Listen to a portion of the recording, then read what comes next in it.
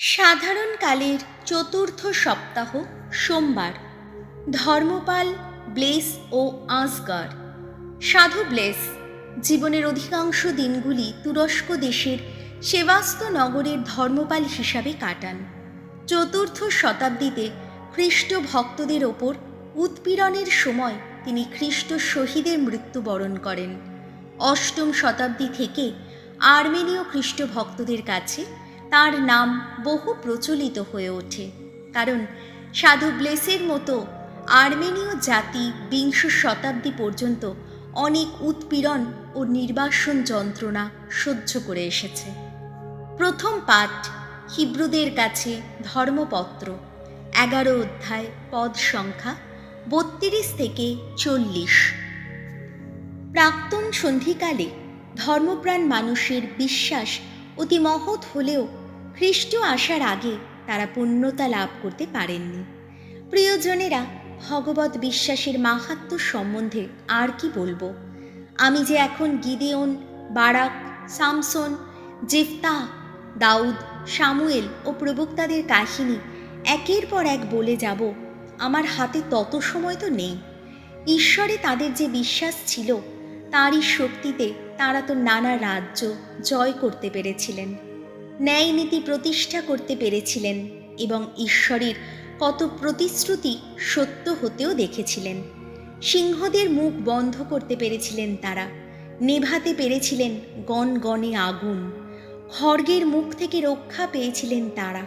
সেদিন দুর্বলতা কাটিয়ে তারা হয়ে উঠলেন শক্তিমান, যুদ্ধে হয়ে উঠলেন মহাবীর, বিদেশি সৈন্যবাহিনীকে হটিয়ে দিলেন তারা। মৃতের পুনরুত্থান হওয়াতে কোন কোন নারী তাদের মৃত প্রিয়জনকে ফিরে পেলেন, অন্যেরা আবার শ্রেয়তর পুনরুত্থানের আকাঙ্ক্ষায় কারামুক্তি অস্বীকার করে পীড়ন যন্ত্রেই মৃত্যুবরণ করলেন। অন্যেরা আবার ভোগ করে নিলেন উপহাস ও কষাঘাত, এমনকি বন্দি দশা ও কারাবাস।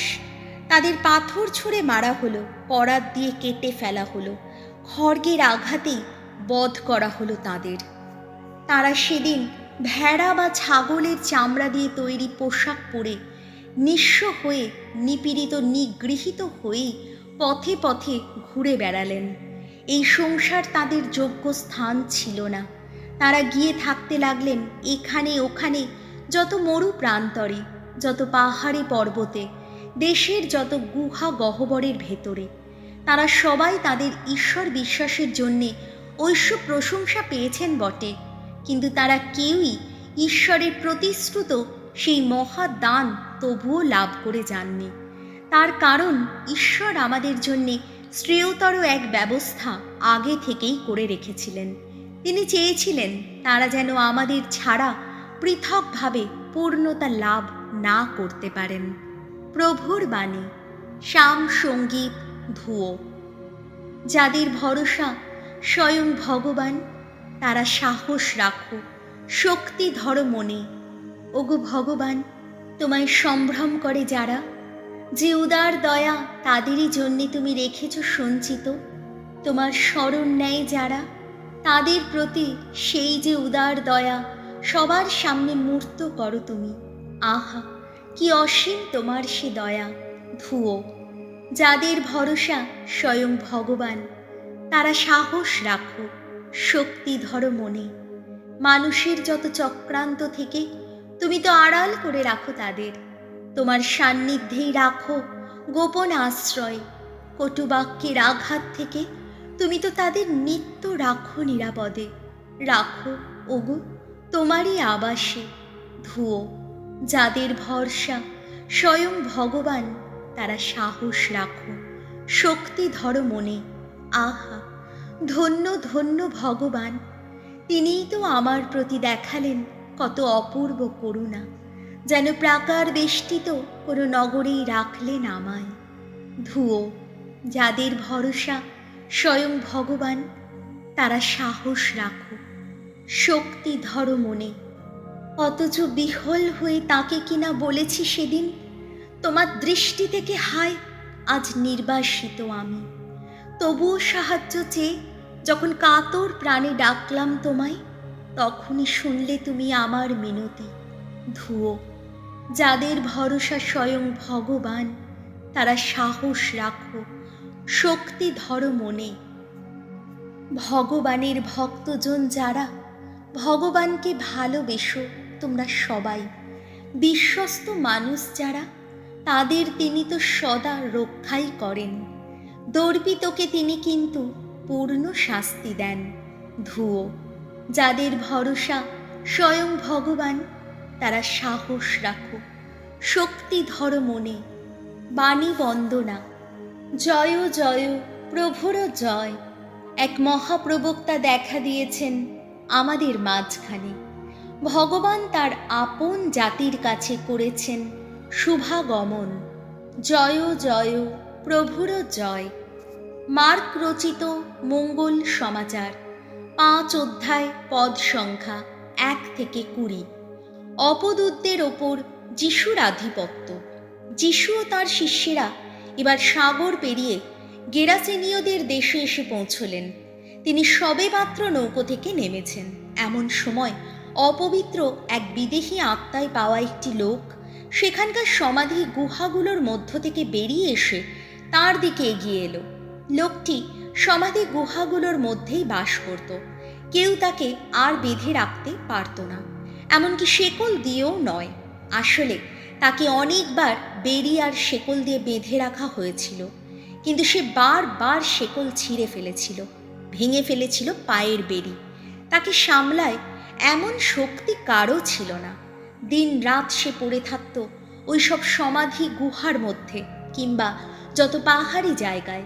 সে সব সময় চিৎকার করত আর পাথর দিয়ে নিজেকে ক্ষত বিক্ষত করত। দূর থেকে যিশুকে দেখে সে হঠাৎ ছুটে এসে তার পায়ে প্রণত হলো। জোরে চিৎকার করে সে বলে উঠল, পরাৎপর ঈশ্বরের পুত্র যিশু, আমার সঙ্গে আপনার আবার কি কাজ? ঈশ্বরের দোহাই, না, আমাকে যন্ত্রণা দেবেন না। সে অমন কথা বলল কেননা যিশু যে আগেই বলেছিলেন, ওরে অপবিত্র আত্মা, এই লোকটিকে ছেড়ে এক্ষুনি বেরিয়ে আয়। যিশু তখন ওই অপবিত্র আত্মাকে জিজ্ঞেস করলেন, তোর নাম কি? সে উত্তর দিল, আমার নাম বাহিনী, কেননা আমরা সংখ্যায় অনেক। তারপর সে বারবার যিশুকে মিনতি জানাতে লাগলো তিনি যেন সেই অঞ্চল থেকে তাদের তাড়িয়ে না দেন। এখন সেখানে পাহাড়ের গায়ে বড় একটা শুয়োরের পাল সেই সময় চড়ছিল। তাই ওই সব অপবিত্র আত্মা মিনতি করে বলতে লাগলো, আপনি বরং আমাদের ওই শুয়োরগুলোর মধ্যেই পাঠিয়ে দিন, ওদের মধ্যেই গিয়ে থাকতে দিন। যিশুও তখন তাদের সেই অনুমতি দিলেন। তখন সেই লোকটিকে ছেড়ে অপবিত্র আত্মারা গিয়ে ঢুকল ওই শুয়োরগুলোর মধ্যে। সঙ্গে সঙ্গে ওই শুয়োরের পাল, প্রায় 1000-2 শুয়োর, ছুটে গিয়ে পাহাড়ের খাড়া ধার থেকে সাগরের মধ্যে ঝাঁপিয়ে পড়ল আর জলে ডুবে মরল।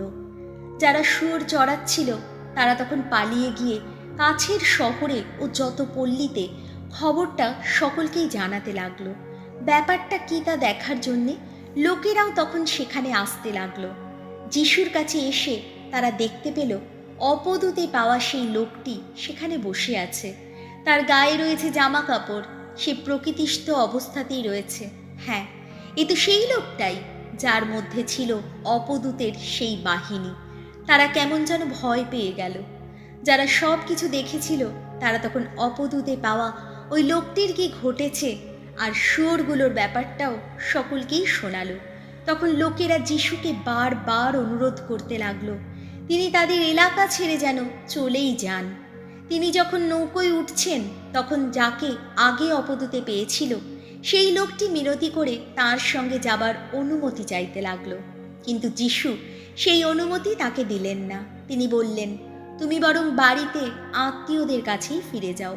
তোমার জন্য প্রভু যা কিছু করেছেন, তোমার প্রতি তিনি কত কৃপা দেখিয়েছেন, সেই কথা তুমি তাদের জানাও।